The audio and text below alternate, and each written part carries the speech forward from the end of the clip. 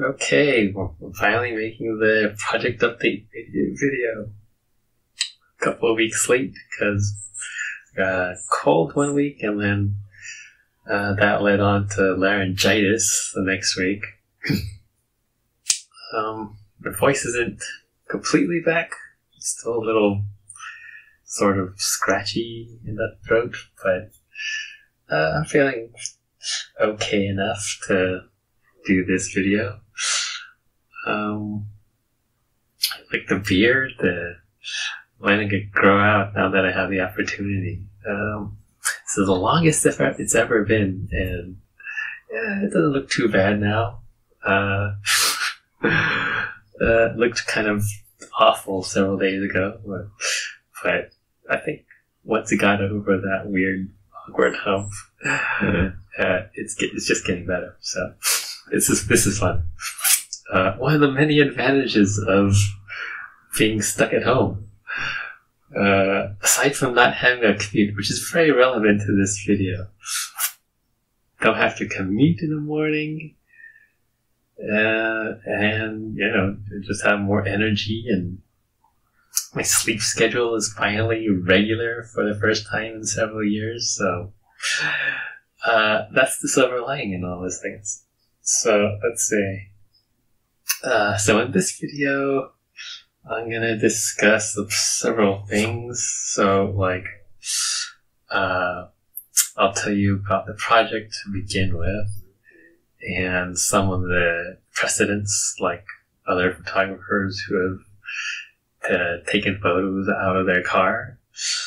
And then I'll tell you a summary of what I've been doing and what sort of stuff I still need to do to finish this project, what my next steps are going to be.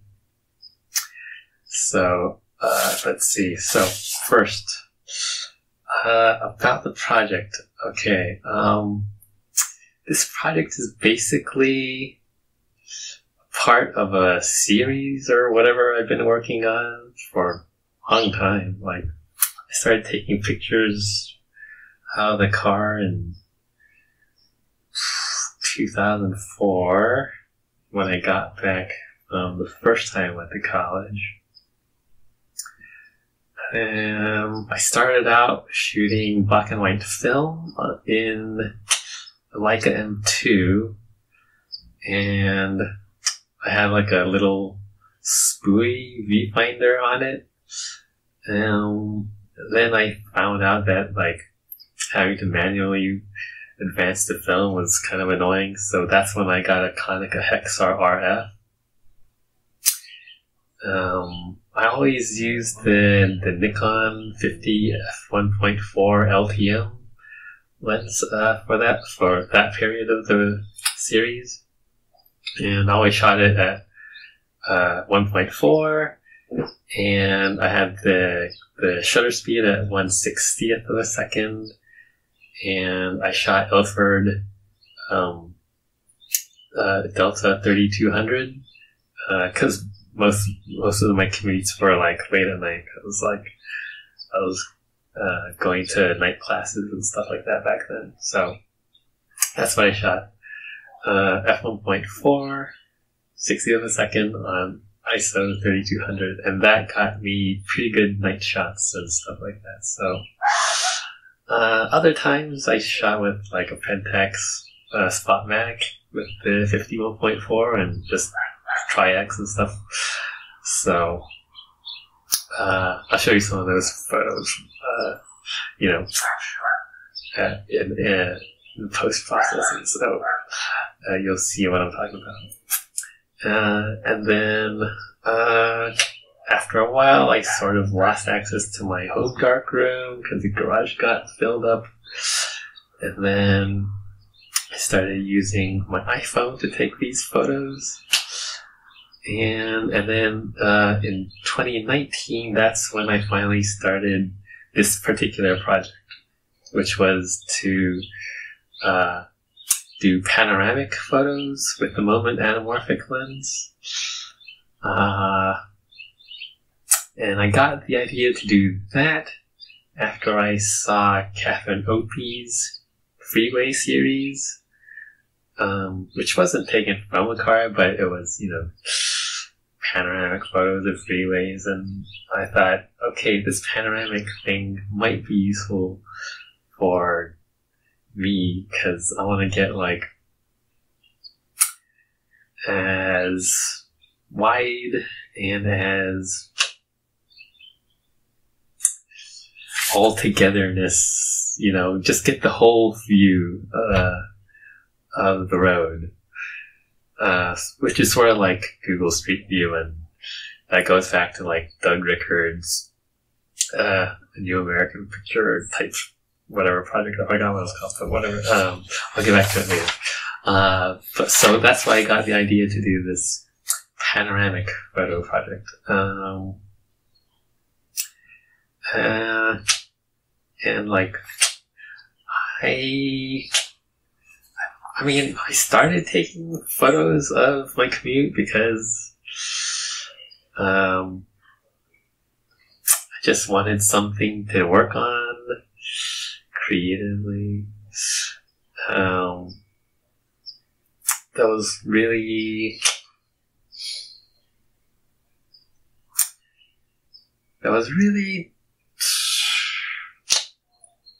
I don't know how to say it. There wasn't really what is it? It was just nothing really compelling me to do regular street photography back then, because LA's a car city and there's not a whole lot of people walking around, and for that sort of thing, it's not like something you do in your daily life anyway.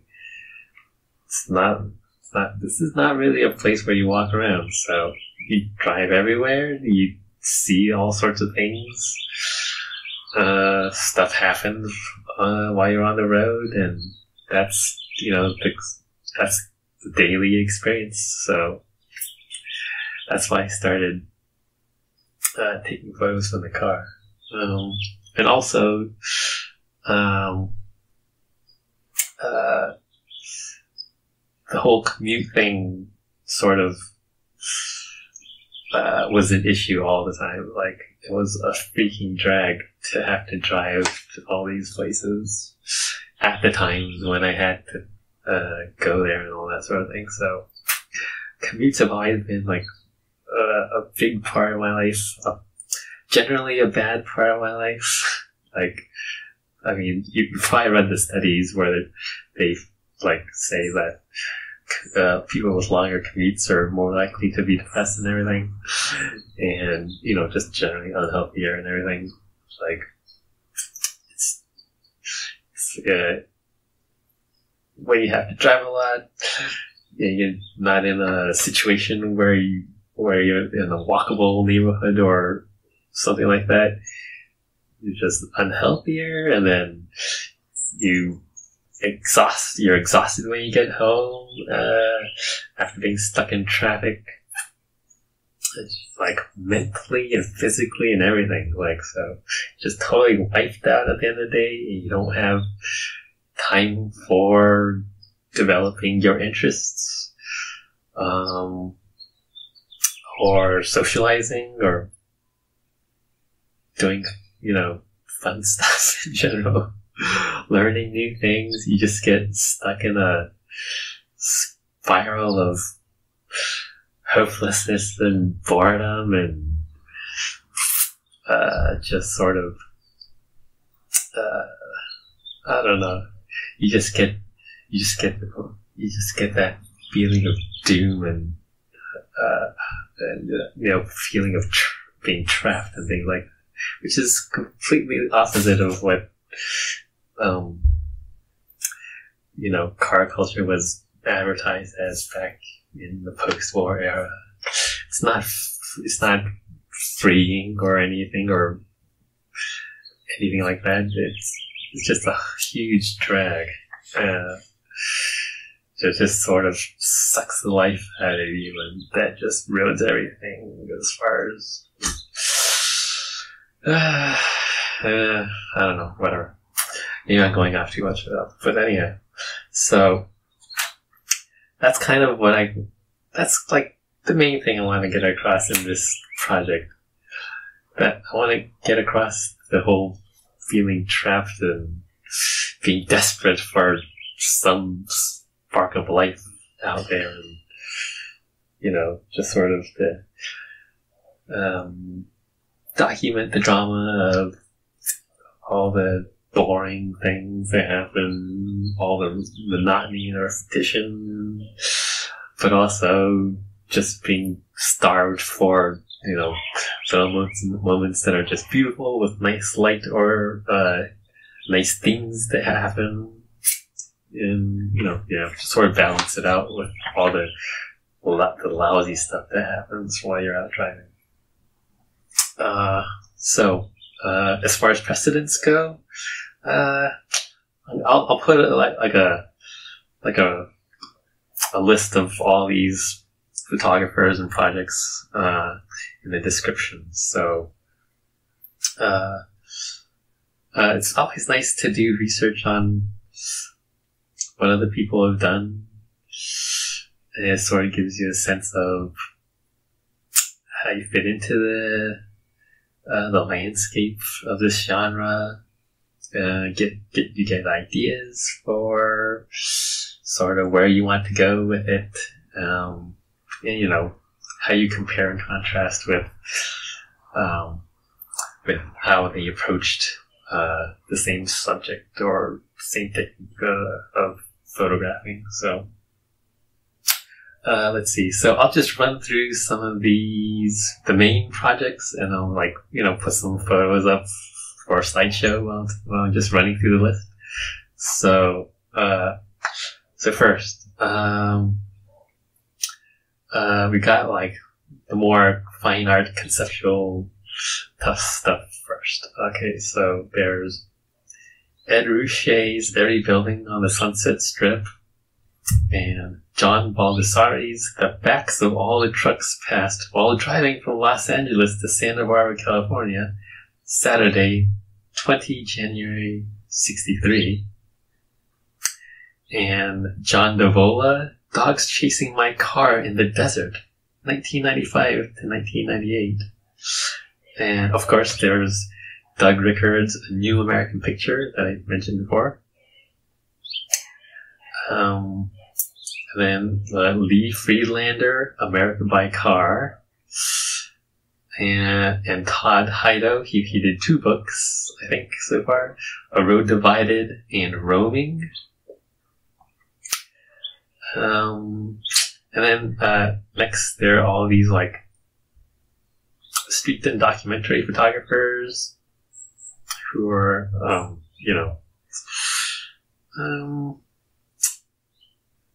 doing sort of more classical street photography type stuff. So Gary Winogrand's later work, that sort of counts. I haven't really seen a lot of it since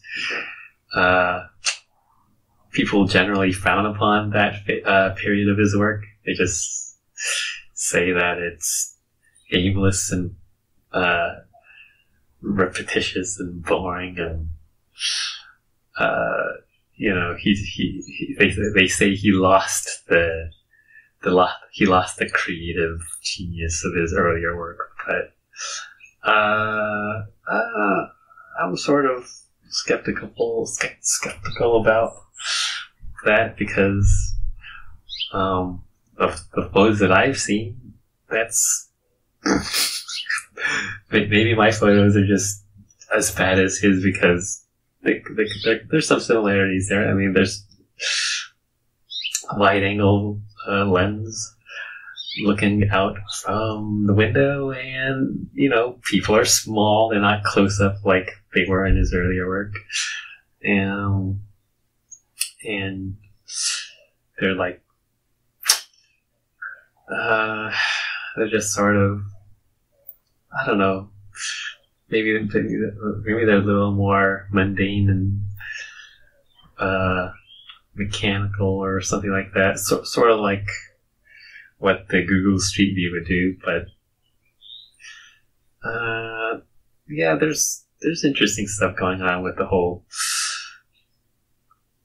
unremarkable, non-decisive moment type photo that you can take while you're on the road. But anyhow, I'm going off track. So, as far as street documentary photographers, there's also Jonathan Castillo's Car Culture, Andrew Bush, his Vector Portraits, 1989 to 91, and Eric Hagen, they name a street after him, and the two cab drivers, Johnny Turgo's Passenger Side Window. Oh wait, was he? I forgot if he was a cab driver or not, but whatever. So Matt Weber, Street Trip Life in NYC.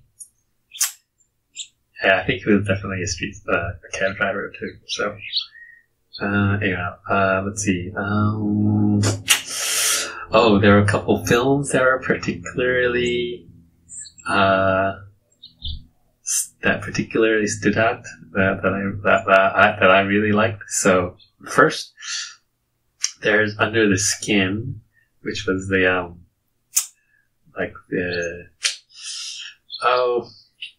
dang it, I forgot her name. The Lost in Translation actress. Okay, but whatever, the Alien movie. So, Under the Skin, they had all those scenes where she was driving around in that van, and the hidden cameras were just capturing all the stuff she was passing by and everything. And that was I thought that was great street photography. So was that one. You should definitely watch that movie too. Very good movie. And then Rick Friedlander, he's a media archivist, I think. So he did these compilation videos of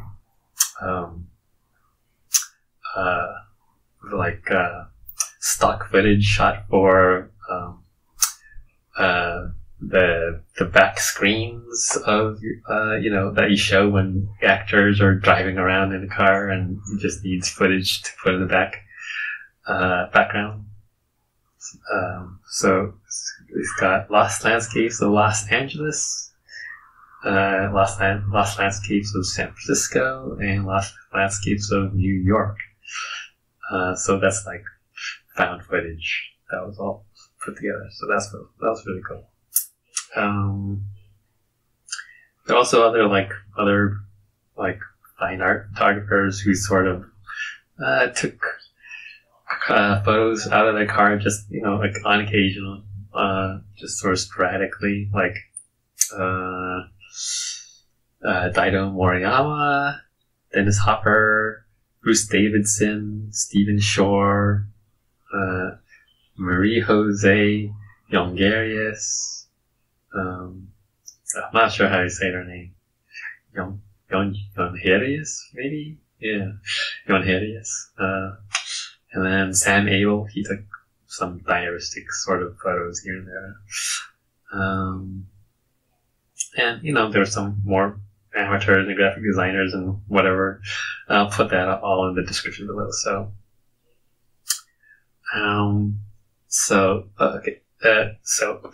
That should give you a pretty good idea of the range of work that's been done in this genre of taking photos out of your car. So as far as I go, my stuff so far has really mostly been in the diaristic side of things, not so much in the fine art conceptual side of things. And I haven't really done a whole lot of projects where you really define a style or a look. You set out your photographic identity or anything like that. So as far as all the stuff I've been working on this week, that's been raising up a lot of these issues as far as an artistic voice goes. So the stuff I've been working on this week. Okay. Well, the last few weeks. So first, let's see. I organized my Lightroom catalog. You already know that. I did a Linda course on Lightroom to sort out how to do all that. And as soon as this quarantine's over, I'll go to the library and get a copy of the damn book. That looks like a good book as far as digital asset management goes. So, and then after that, I did a first selection pass. I got like 30 some odd photos that I really liked. And for that, we just looked for photos that looked good and photos that were of subjects that were on my original shot list of things that I wanted to capture. And that brought up a lot of gaps. Like, there were a bunch of things that I wasn't really able to get a good photo of, and they were mostly like the action shots, the things that happened on the street, like someone got in an accident, or someone got pulled over by the cops, or their car broke down, or like random weird things you see, like, I don't know, on the freeway, like several weeks ago, there was a shopping cart with a piece of, with a big sheet of blue translucent plastic wrapping stuff on the side of the freeway, and that kind of thing, odd sights. That's hard to get with an iPhone, just because it's not a very good action camera. It's just the worst. It's just too slow. So when you lift it up, the autofocus or auto exposure just doesn't respond fast enough. But a lot of time you lose it, and the timing is bad and all that. And sometimes when you use these volume buttons, still, even if I've cleared out space and stuff like that, they just don't work. So it's a huge headache. It is definitely affecting the project. Like, I'm missing all the shots. It's frustrating. So, people who say that the camera doesn't matter, they're just so full of it. Oh my god. They're definitely not working with equipment that is not up to the task. So, yeah. A bunch of things are on my shot list nowadays. So, let's see. Okay. Let's see. So, I did get a lot of good photos of the things I pass by every day, like buildings and stuff like that. So I definitely have those.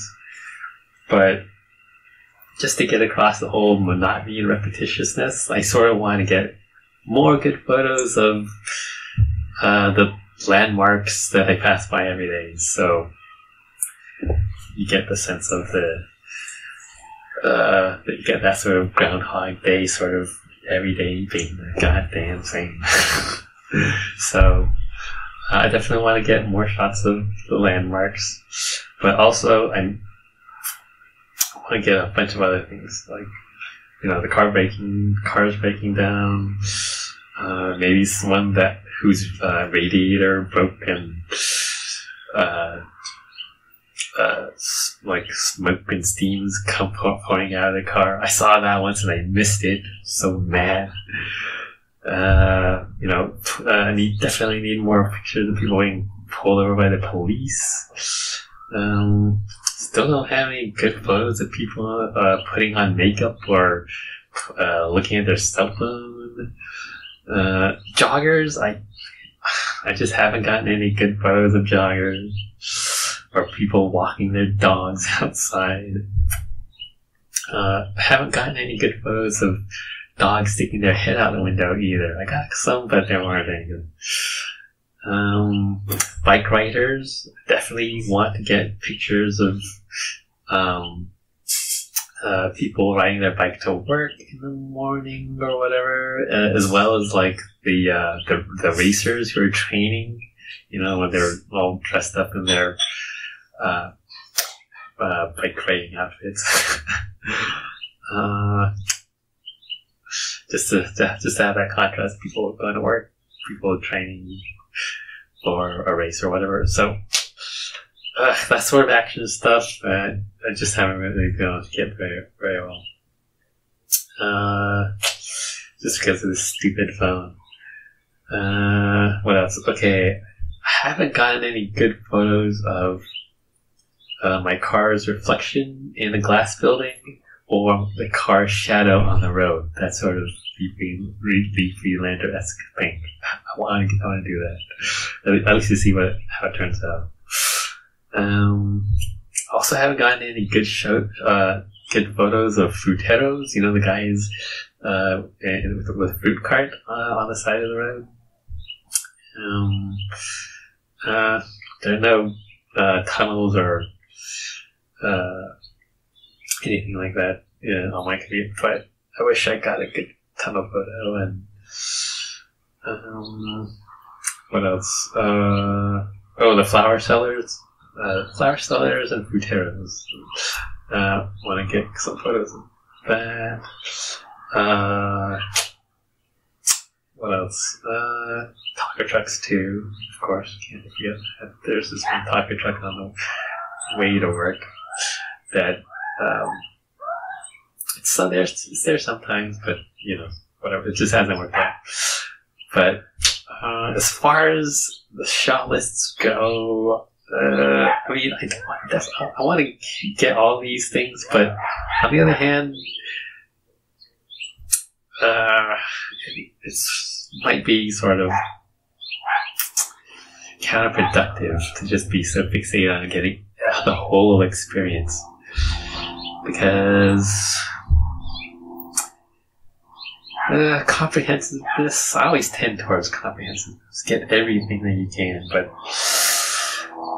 maybe focusing in on one particular feeling is a better way to go about a project. Something more specific and limited instead of being expansive and just formless and everything like that. So that's something I'm going to have to work out.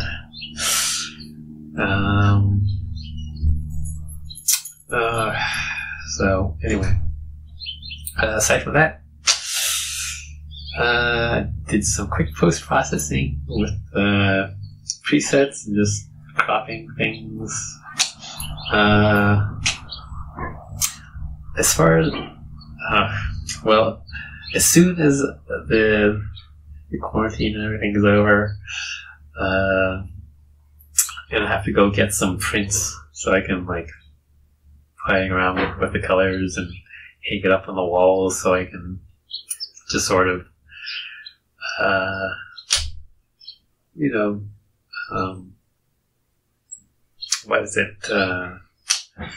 let it sink in, ruminate over the different color palettes and stuff like that. So I can live with it for a while and see which ones have staying power.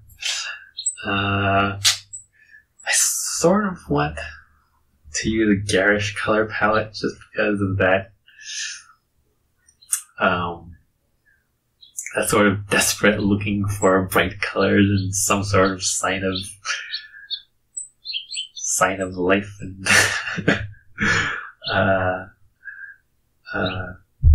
levity while you're on the commute. But maybe not. Maybe bright colors isn't the right way to go with it. I don't know yet. To be determined, TBD. Aside from that, I also worked on some sequencing and really got nowhere. Just because of all the gaps of the shot list. So there are two basic approaches you can take as far as sequencing goes. You can either have like a classical narrative structure with a beginning, middle, end, that sort of thing. Or you can have sort of an alternative narrative structure where it's more like episodic vignettes that, don't necessarily have a nice and neat story. Don't really know what approach to take yet. Just because I don't have like a strong sense of artistic identity or style. I've always had sort of like conflicted relationship with the whole conventional versus alternative or radical sort of approaches and attitudes and things like that. So this will be a hard thing to sort out for me. But that's basically the whole overview of the projects, where I'm at so far right now. So, coming forward, I'm going to have to settle on, make some big decisions on how I want to approach things.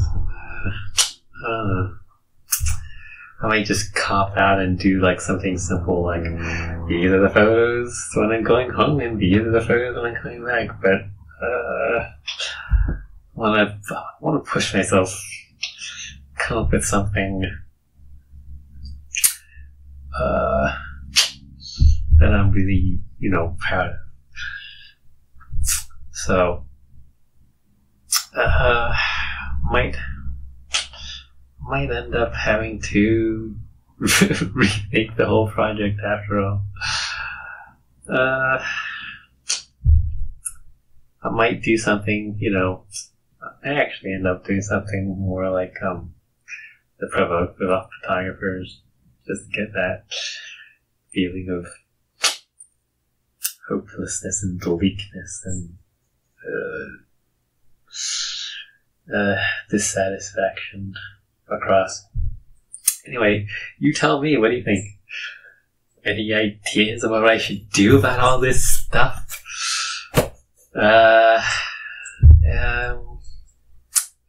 So again, let me know your thoughts. Hope you're all okay. Shouldn't be more than another month, I guess, until this is all over, and that's plenty of time for me to work on things, I guess. But I'm not gonna be able to, get out and shoot any more photos until then. So that's kind of a drag. So I'll do as much editing as I can, and then maybe I'll be able to send some prints out and have them delivered or something. But anyway, that's it for now. Yeah, I'm done here. Hope you're doing okay, and that you're doing something productive creatively, I guess. And definitely I hope you're getting enough sleep without having to commute anywhere nowadays. So yeah, enjoy it while it lasts. Okay, I'll see you later. Bye.